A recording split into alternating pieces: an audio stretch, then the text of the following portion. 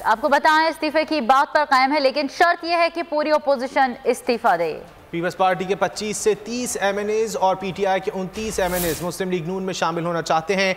जहांगीर तरीन peoples party की तरफ जा सकते हैं। एहसन इकबाल की बोल के प्रोग्राम में नेशनल डिबेट में गुफ्तगू, कहा आम इंतखाबात 2022 में होंगे। वजीर ख़जाना 6 माह पहले कह रहे थे कि मईशत मुस्तहकम हो रही है।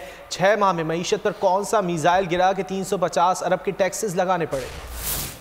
हमने कहा था कि इस्तीफे देंगे और हम आज भी उस पर कायम है, बशर्ते के पूरी अपोजिशन इस्तीफा दे। जब PDM ने यह फैसला किया तो पीपल्स पार्टी ने इस फैसले से इख्तलाफ करते हुए PDM से अलहदगी इख्तियार की। MQM, काफ लीग और GDA तीनों को हमने ये दावत दी कि आप अपना फैसला मुल्क के अवाम और मुल्क की खुद मुख्तारी के हक में करें।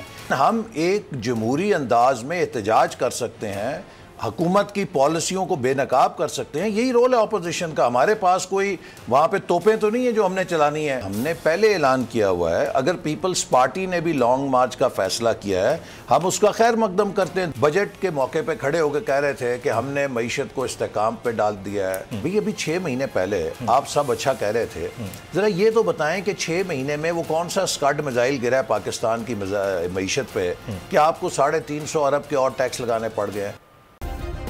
सब्सक्राइब करें और बेल दबाएं ताकि कोई खबर रह न जाए।